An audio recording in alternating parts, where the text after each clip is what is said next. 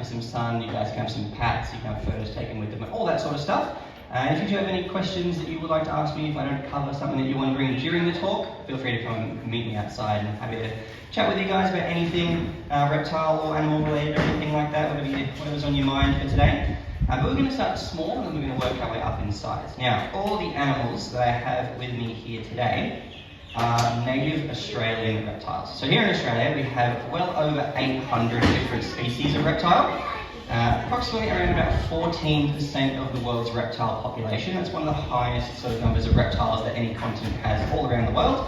And of those 800 plus different species that we have, over 90% of them are only found here in Australia, so you're not going to see them anywhere else in the world. And that includes the 3 that I've brought with me today. So you're only ever going to find these guys naturally here in Australia. Now obviously overseas you can get sort of all sorts of crazy things as pets, so you might see people overseas having a pet shingleback like Chandler here, but you're not going to find these guys naturally out in the wild anywhere else.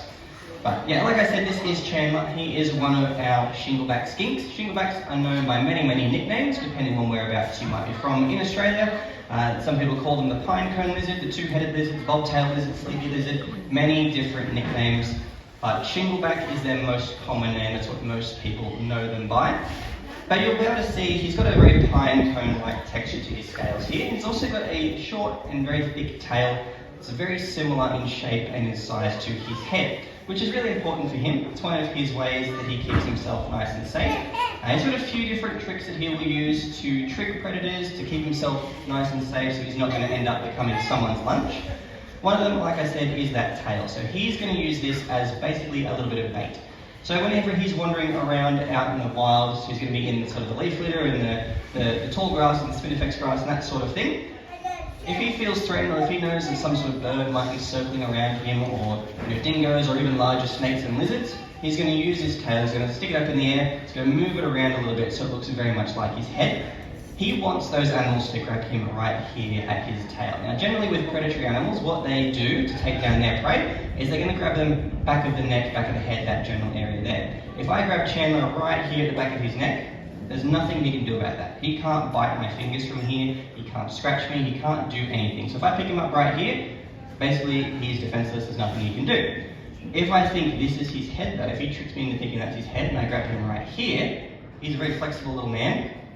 He can bite his own tail if he so chooses, which means if I grab him here thinking this is his head, my fingers are absolutely within range of him biting them. And he's got an incredibly strong jaw. He doesn't have the sharpest teeth, but that jaw he's got there is designed for crushing things and grinding them up into a nice little paste so he can swallow it down. That's what he does with all of his plants and vegetables he likes to eat, as well as all sorts of little bugs as well. So if he grabs my finger and he gets it in his mouth there, he's going to clamp down on my finger and he will not let go until he feels safe. So I'm certainly going to be letting go of his tail well before he lets go of my fingers, and it's going to hurt quite a lot.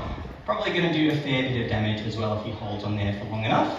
So generally whatever animal is trying to eat him, he's going to swing his head around, he's going to grab it by the fingers or the snout or whatever it is that they've got him by, and he's going to fight for his life to try and get that off him. Now if he feels threatened, sort of head on, face to face, if those other animals, they're not falling for that tail trick, he's got something else going on down the front end here, and that is a big blue tongue. These guys are from the exact same family as the blue tongue lizards. They've also got that big blue tongue that he will flick out, so he'll open his mouth and poke out that big blue tongue and sort of flick it around all over the place as a defensive display. And the reason that that works is because animals, generally when they see bright colours, whether that be the bright colour of his tongue, or for another example, the bright blue rings of blue-ringed octopus, any sort of brightly coloured animals, plants, berries, anything like that, generally means toxic, poisonous, venomous, just generally dangerous in some way. And those animals know that. They've realised that if they eat brightly coloured things, generally it makes them quite sick, makes them feel very ill, could potentially even kill them as well. So they see his bright blue tongue and they immediately think, well hang on a sec, this guy might be a little bit more dangerous than I first thought.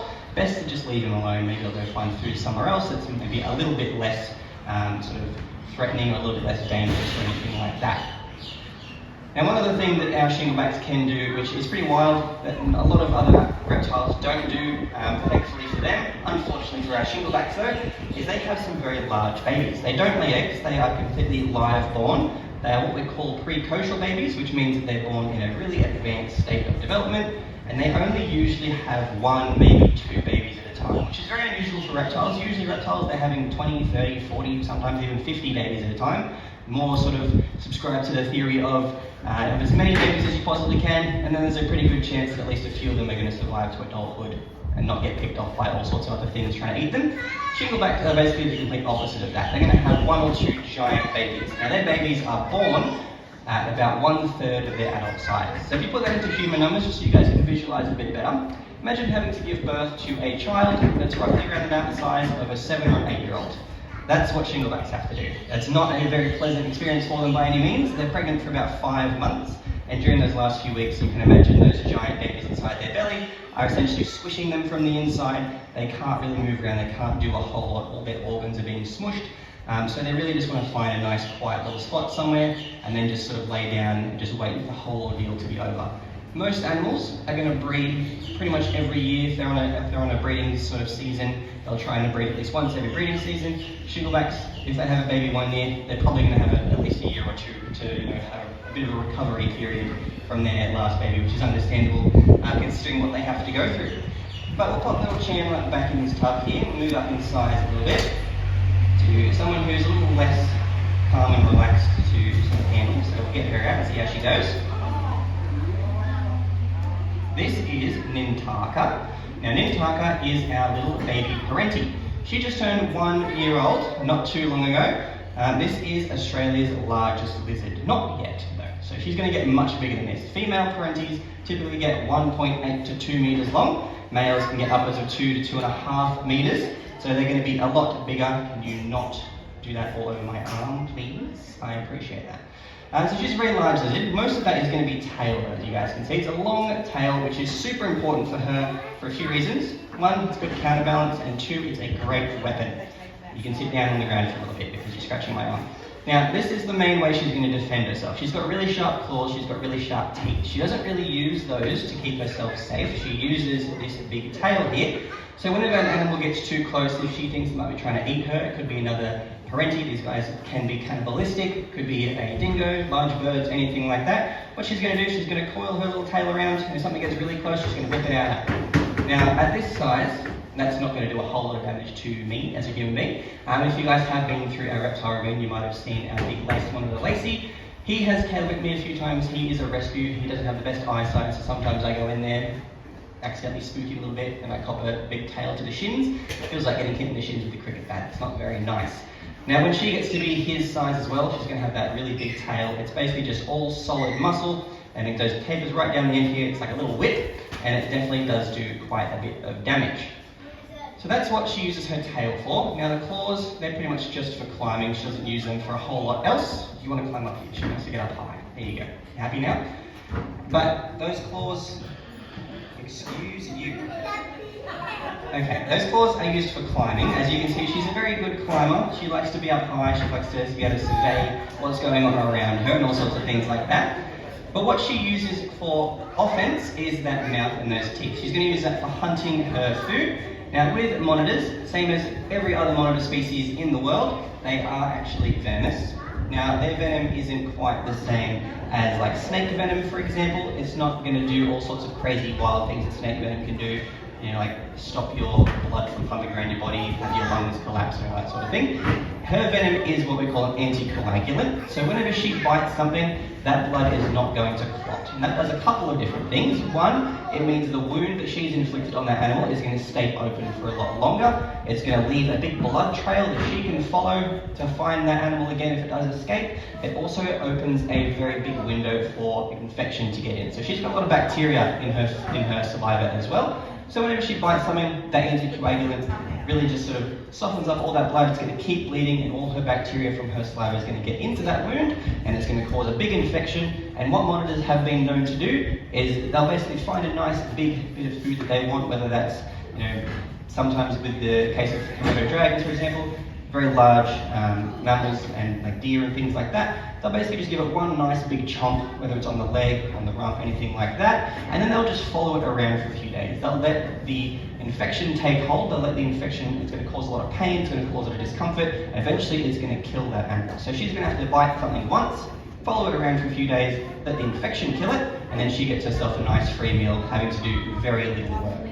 These guys are very patient, they don't need to eat a whole lot. So if they find one nice big prey item, they're just going to basically follow that around until it dies from her bite, and then she's going to have an easy meal that she can take down. Now she's also happily going to eat any rats, mice, birds, any sort of small things that she can fit down her mouth all in one.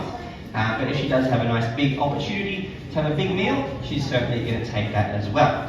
Now I'm going to need you to hop off my head now, just because I need to swap you out for someone else. Thank you. I'm going to pop you in here before you cause any more drama.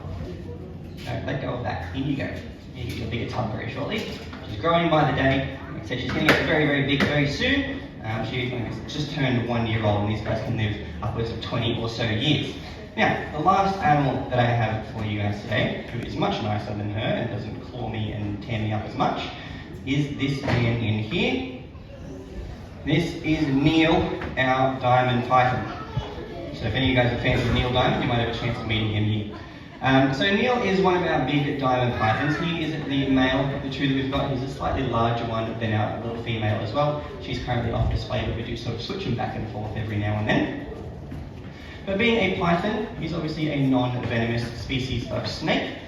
He is what we call a constrictor. So whenever he's hunting his prey, what he will do is he'll basically lay in wait for something to come nice and close to him, strike out and grab it with his mouth, which is full of all these sort of rearward-facing teeth. So whenever he sinks those teeth in, that animal has really no chance of escaping out of his mouth. Those teeth basically hook into whatever it is he's caught, traps him in there, and then with the rest of his long, very muscly body, he's going to wrap around that food item and he's going to squeeze it as tightly as he can, constricting it, basically squeezing the life out of it.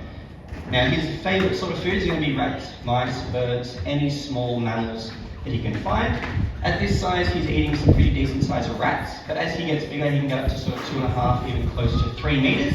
And a fully grown wild diamond python has definitely been seen eating things like chickens and possums and stuff like that as well. So they can eat some pretty large food. Once again, generally the same rule applies for most reptiles. They'd rather have one nice big meal very infrequently rather than constantly having small bits of food all throughout the day or every single day. So we feed him once a fortnight. Out in the wild, he might go for something a little bit larger and maybe only eat once a month or once every 2 months.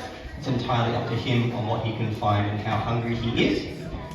But here in Australia, we've got a lot more than just our non-venomous pythons. We've got a few different kinds of venomous snakes as well. Obviously, we've got our sea snakes, but here on land, you've got your colubrids. Not too many of those here in Australia, but what we do have a lot of is elapids. Now, elapids are the big, scary ones that most people know about, your brown snakes, black snakes, taipans, all that sort of thing. The ones that are very dangerously venomous to us as humans because their venom works primarily on mammals, which is unfortunate for us, but very fortunate for them and the things that they like to eat.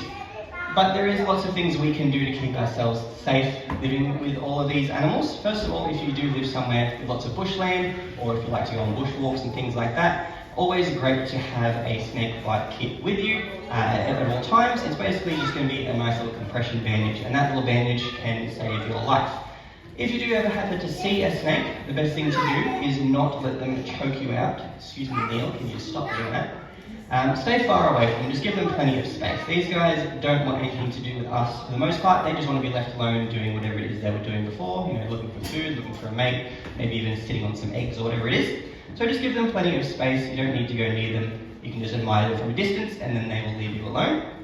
If, however, you do accidentally stumble across a snake, you get a little bit too close to it, standing perfectly still is the best way to go. They respond to vibrations in the ground more so than anything. They've got really bad eyesight, they can't hear you or anything like that. But if you're stomping around, moving, walking around, he can feel the vibrations of my feet in the ground, so he knows that there's going to be something big and scary nearby, and that's going to put him on high alert. He's going to see the vague, shadowy figure that is me looming over the top of him, and it's going to scare him, and he's going to try and bite me. So if I'm standing perfectly still, really has no idea that I'm there. Now with pythons, like this little guy here, he can see body heat, so he would be able to sense my body heat, but none of our venomous snakes can do that. They don't have those heat sensing pits that Neil has right along his mouth there, so if I'm standing nice and still, they pretty much have no idea that I'm there. They're just going to continue doing whatever they were doing before. Now with our snakebite first aid here in Australia, we're really on top of it, which is really good to have, especially when we have some of the world's most venomous snakes here in Australia. We really only have 1, maybe 2 venomous snakebite deaths every year, and generally that's from people who get bitten by a snake and then don't do first aid correctly, or they think, it'll be fine, I'll just go home and sleep it off. Don't do that. If you do happen to get bitten by a snake, whether you think it's venomous or not, whether you think it was they injected the venom, or whether you think it was a dry bite, doesn't matter. It's always better to be safe than sorry. Say I get bitten on the forearm here, what I want to do is remove any jewellery, watches, clothing, anything like that. Get that compression bandage from the tips of my fingers all the way up to my shoulder, cover the entire limb, like it's your foot, you go from your toes all the way up to your hip, and then split that part to your body so you can keep it nice and still. Our snake venom moves throughout our body here in Australia just by movement, things like that. So if you're moving around a lot more, it's going to move through your body a lot quicker. So if you get bitten by a snake and then start running around in circles, waving your arms in the air, that's going to spread it throughout your body in absolutely no time, and then you're going to be in a lot of trouble within sort of 10-15 minutes. If you wrap up that entire limb, sweat it to your body, keep it nice and still, and then just sit down and wait for help to come to you, you've taken your time to get help from 15-20 minutes all the way up to quite a few hours. So you're going to have a whole lot better chance of surviving that. And as soon as you can get to the hospital, they're going to be able to help you with whatever it is that might have bitten you. You don't need to take the snake with you, you don't need to take a photo of the snake, don't go near the snake again, you're just probably going to get bitten again. Doesn't really matter what you were bitten by, they can do all that and then worry about all that at the hospital. So definitely try to stay as far away from them as possible, but if you ever are in a situation where you or someone you know gets bitten, always good to have that compression bandage with you, wrap it up nice and tight, and obviously not too tight, you don't want to cut the circulation off or anything like that, but a nice tight wrapping, keep it nice and still, and then try to just stay as still as you can, and that'll keep you nice and safe. Now if you do want to go and hang out with Neil here, one of our very friendly snakes, or even any of our lizards that I brought with me, like I said, I'm just going to take them all next shot to our photo booth. It's right outside that door there, you can't miss it, so feel free to come on out and say hi. After that, we've got our koala talk at 12:30 if you want to stick around for that one as well. Other than that, guys, thank you very much for joining me, and I hope you enjoy the rest of your day. Thanks, guys.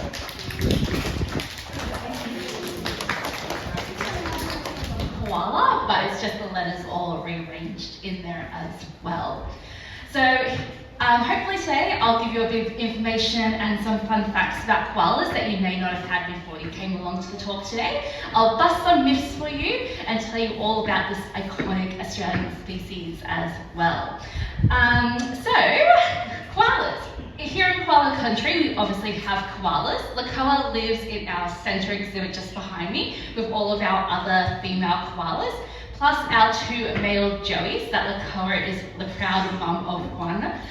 Pluck is our other one that's in there with her little boy Joey as well. Joeys are about 9 months of age. We have a bit of a family unit in here. We've got our other female koala, we've got Sienna, and then we have Tilly, who's actually mum to the 2 youngest girls that we have, which are Freya and Violet, that are all in the centre exhibit in here as well. Now, we don't just have koalas here in koala country, we have a few other iconic Australian species, and they all have something in common. So, to the side here, we have our 2 Tassie devils, Dove and Dolores, found in Tasmania, which is how they get their name, and the devil part is the sounds they make and their gruesome appearance as well.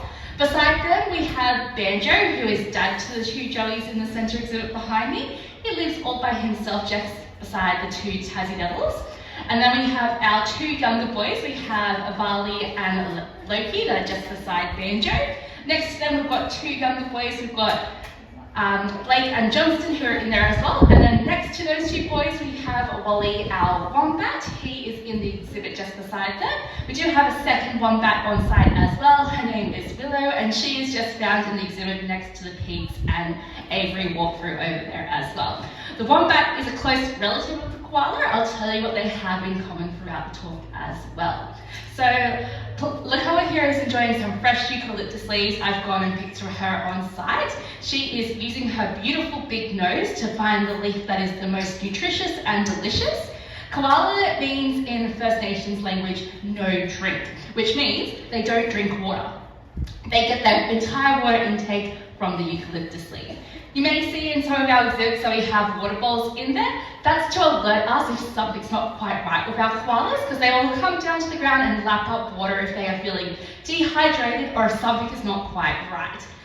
but they get all their water intake from the eucalyptus leaf, and their favourite part is the tip, which is the top leaves that are the freshest and most valued in water as well. So koalas use their beautiful nose to find the most nutritious leaf, and their favourite as well. They're a very fussy eater. Eucalyptus is all that they eat, and some different types of gum leaves as well. There's over 900 varieties of eucalyptus leaves, and these guys only eat about 60 of those varieties. And they only eat the eucalyptus leaf in the areas that they are found as well. They are a very fussy eater.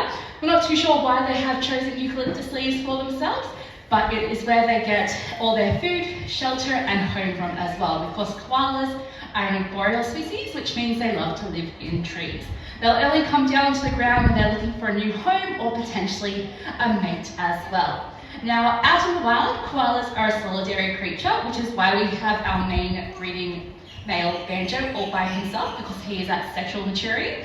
Our younger boys are almost there, and when they hit sexual maturity around the age of 3, they will be divided up because they can get a bit territorial and aggressive with one another.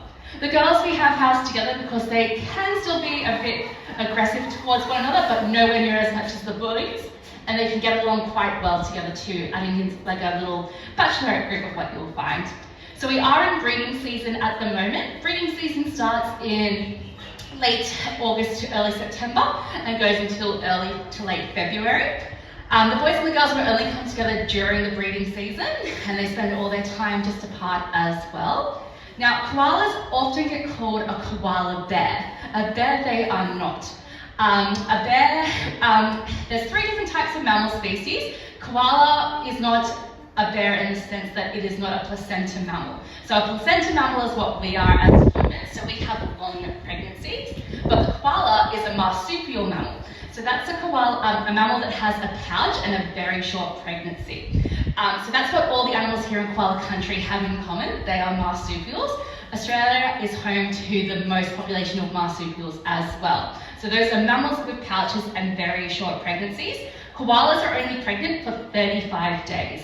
It's not the shortest pregnancy in a marsupial. The greater bilby actually holds that, and they are only pregnant for 2 weeks. So a marsupial gives birth to a very small, undeveloped young. So that's the same as our wombats, our wallabies and kangaroos, our possums as well. All their young are called joeys. And a koala joey, when it is born, just after 35 days, it's born about the size of a pink jelly bean, and all it has is a really big nose and really strong forearms. And from the moment that joey is born, it is already very smart and strong, because it has to climb all the way from mum's birth canal up into mum's pouch, which is backward facing, to make it easy for the joey to climb inside. So when the mum goes into labour, she will lick along her birth canal and pouch to create a bit of friction, so that joey is able to climb all the way up into the pouch, where it's able to smell to locate where mum's milk is located with one of her 2 teats that she has. That joey will find the teat with the milk, latch onto it, the teat will swell in the joey's mouth to keep it in place, and that joey will stay in the pouch till it's about 5 to 6 months old, and will slowly start to emerge once it's too big to be inside there. So with our 2 boys that we have from last year's breeding season, they've been very lucky to see their development. They're now too big to be in mum's pouch, and they've moved onto her back, and even to the point that they're already being independent little boys and being in the trees all by themselves. But we got very lucky to see them start to develop, with little elbows starting to appear that were still developing fur, noses and claws start to appear as well, and eventually their little faces and their little ears, which have now quite big ears, develop as well. So the joeys will be with mum till they're about a year old. The boys behind me are about 9 months old, and mum actually knows, lets them know when it's time to leave and go out into the world and be an independent koala. So mum, like we have with Tilly and her youngest daughter Violet, that's just over a year and a half old. Earlier this year we did see Tilly scratch and bite at Violet, and that's to tell her no more milk, it's time to go off and be your own independent koala.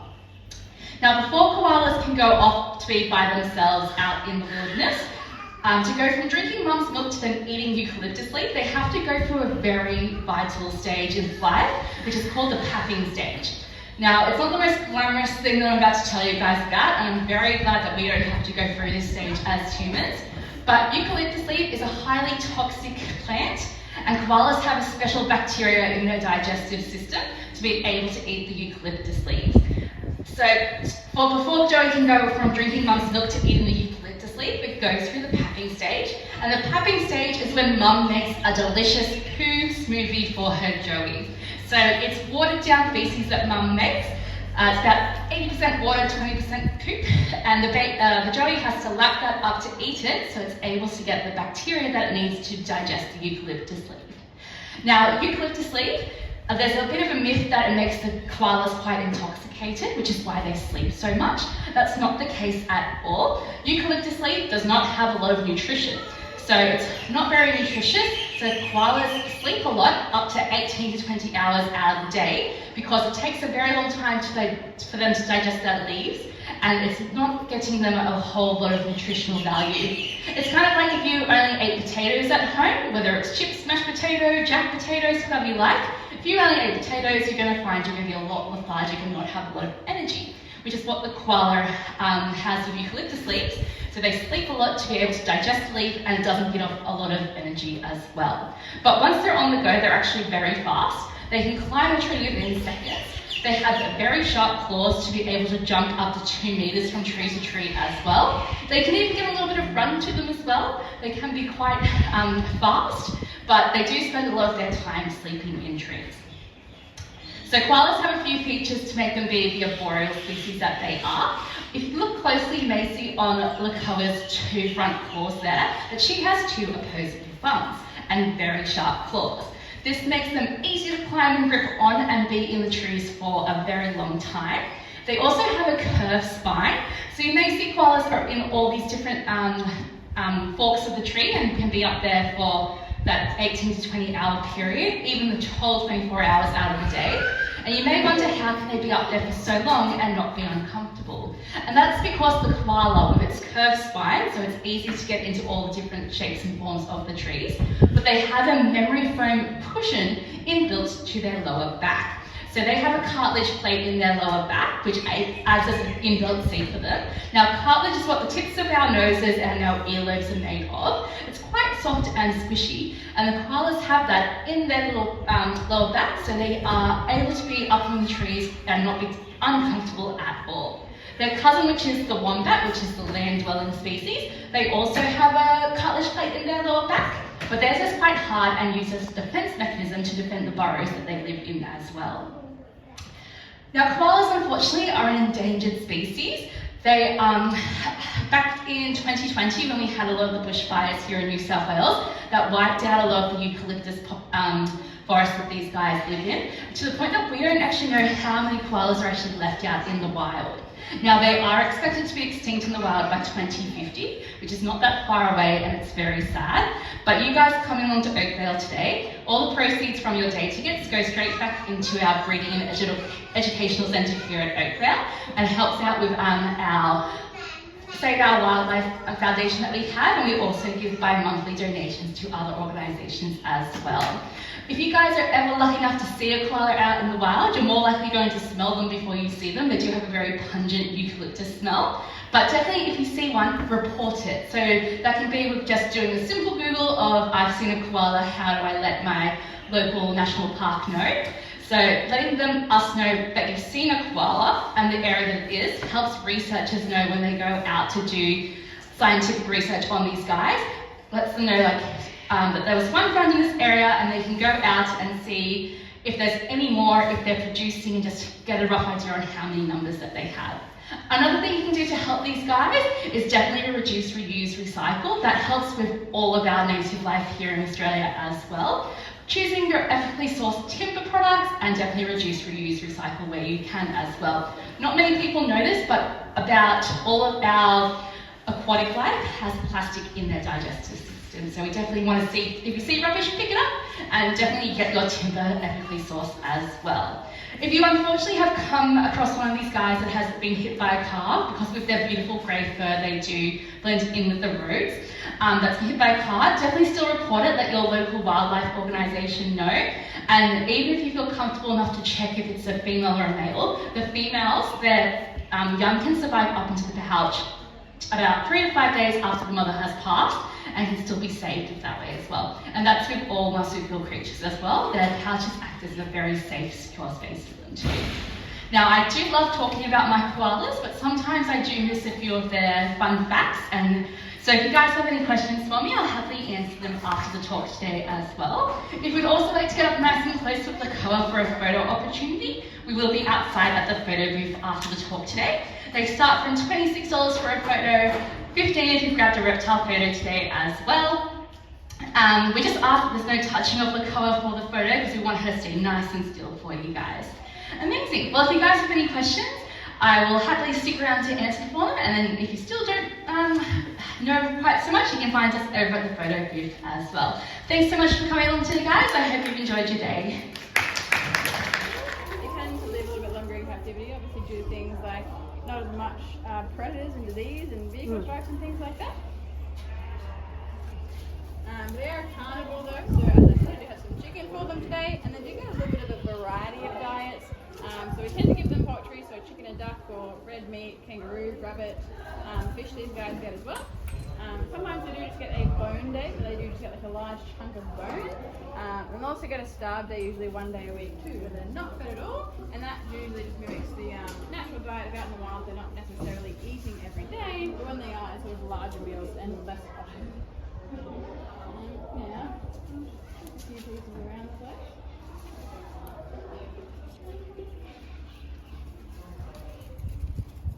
Here we go.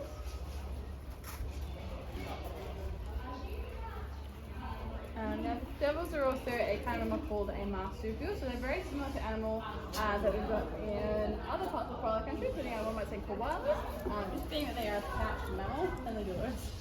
But they have a little bit of a different process to a koala, for example, where a koala will typically have a 35-day pregnancy and give birth to one little baby that usually survives. It's called a joey, but it's a marsupial. With these guys, they actually give birth to about 25 to 40 joeys at one time. Quite a lot of babies. However, after only 21 days of growth, they are really, really tiny, so about the size of a grain of rice, and not all of them will survive. Basically, in Mum's pouch, she has 4 little kids.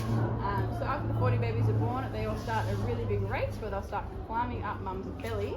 And the first 4 that make it will initially survive, and the rest of them essentially just die off. Now, devils are not a very wasteful animal, so the mums will actually lick up the little babies off her belly that don't make it into the pouch, and she'll have that as a nice little extra nutrients boost to help support her young that she does have. Now, here on their last bits of meat.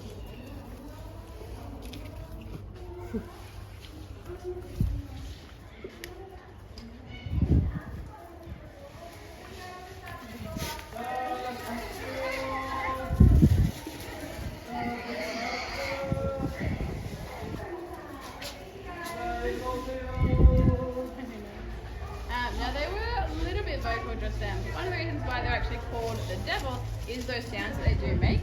They have quite a large vocal range, and they can snarl and scream and growl and hiss. Basically sounds pretty scary when they want to. And they were given the name devil by the early settlers or the colonizers when they first came down to Australia a few hundred years ago. And they were seeing these guys for the first time with their sort of reddish pinkish ears through the dark bush, because they're a nocturnal species. They usually wake up at night time. So with those ears and with those sort of snarls and screams, they got dubbed the Tasmanian Devil. So pretty simple back in the day. Alright, last case of Dolores maybe, Lucky. Did you guys have any questions that I can answer about these two at all? Just happy watching them eat? Yeah. You know, they're not usually found in the wild anymore, right? Other than maybe Tasmania. Yeah, in Tasmania they are found out in the wild, although they are endangered species. And they were found here on the mainland, but that was a few thousand years ago now. It's been a little while for up here. There is a large population of them up in the Barrington Tops in a conservation facility called Aussie Art. It's a really large area, I think it's like a few hundred hectares of land or something crazy like that. But they are like a fenced off facility, so they're not like out in the wild. No worries at all. I'll leave you guys to your afternoon. There's a couple little bits of chicken around the place, so they might still be wandering around the place. Find it. I'll leave you guys to it. Thanks so much.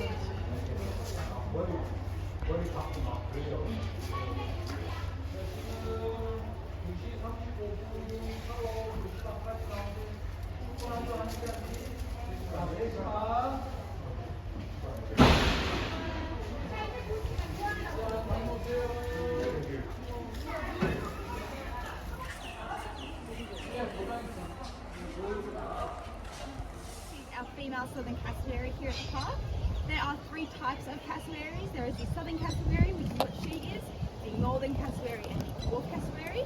These birds are all found in New Guinea and Indonesia, but the southern cassowary is the only one that can be found in Australia, up in like the far northeast and Queensland areas. These guys are known as the world's most dangerous bird, and that main reason is due to them having a really long claw on their inner toe. It can be up to 12 centimetres long, but it's usually about 10 centimetres long. It's super sharp and they can kick forward, so if they were to attack you, it would be pretty fatal. But most of the reasons why cassowaries have hurt people or killed people hasn't actually been from the cassowaries wanting to go eat us or seeing us as prey. They more just see us as in case if we're threatening them at all. So mainly the main reasons that cassowaries have hurt people has because of humans. So them feeling threatened, getting too close to their chicks and everything like that. So these guys are mainly frugivores, meaning they eat a majority of fruit in their diet. They can also eat fungi and meat, and they can also eat this fruit whole. So they can eat up to a mango-sized whole in one big go, but they don't eat anything bigger than a mango. So they'll only eat what they can eat. They don't chew it? No, they don't chew it. They swallow it completely just whole. Yeah. It's pretty interesting watching it. The biggest thing we'll give her is like a whole tomato, because we don't like to give it to her too big just in case. But it's pretty interesting watching it go straight down her throat, because you can see a little you can see the tomato pretty much going straight down her throat. At first I thought it's a turkey. Yeah. Is that turkey or not? No, it's not. It's a cassowary. Yeah, it's different. And no, they can different birds. These guys are also part of the ratite family, meaning large flightless bird. Same with our emu and ostriches. And ratite also means that they don't have a keel bone. So that pretty much that bone is what is attached to their flight muscles that helps birds fly. So all birds that can fly will have a keel bone, but ratites don't have a keel bone because they can't fly. But they do have technical little wings, but they don't do much. Especially because with how heavy these guys are, they would not be able to fly around.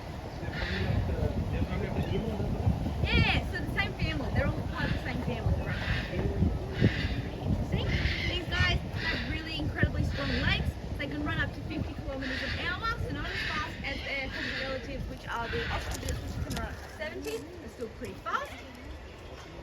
And like I said, they have really sharp toes. So most people used to think that how they attack people was with the thing that's on the top of their head, which is called a cast. That's actually false. There aren't any known reasons as to why they have that yet. There's no proven reasons, but there's theories saying that it helps, with their communication noises they make these really low frequency booming noises to help communicate between different cassowaries. It could also be used to help like an air conditioning unit for them to help regulate their body temperature, or it could also just be used to help make their way through all the rainforest vegetation as well. But like I said, no proven reasons, so it's just what the main guess is. So like I said, these guys are frugivores. They can eat over 240 species of fruits. They can pretty much eat most toxic plants that other animals cannot eat. So they're really important to the rainforest. These guys are known as like the species of the rainforest, or like the rainforest gardener, because they're really important with helping plant trees throughout the rainforest. These guys have a really short and gentle digestive system, and that means that seeds that have gone through a cassowary's digestive system practically are left untouched, and they'll pretty much eat everything that they eat will pretty much leave their body as well. When they defecate, it'll leave pretty much looking the same as when it came in. So because they have a really short and gentle digestive system. But that's really important to help germinate the seeds and help them grow. So if you've proven that seeds that go through a cassowary's digestive tract are way more likely to sprout compared to other seeds that go through other animals or just fallen seeds from the trees. That's also interesting about them. That's why they're really important to the rainforest. They're known as the pieces of the rainforest because they help populate plants throughout different regions. These guys, the females are solitary animals, but the females are the rule over males. They are the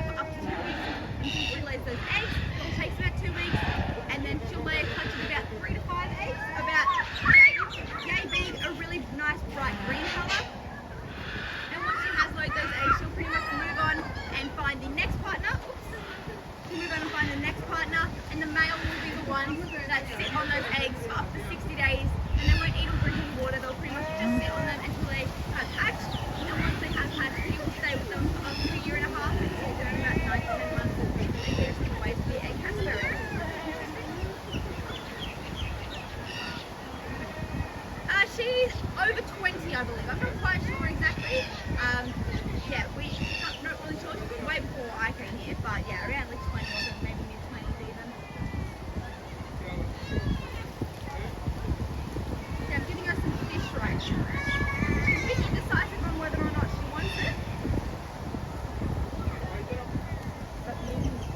Mainly fruit, yes.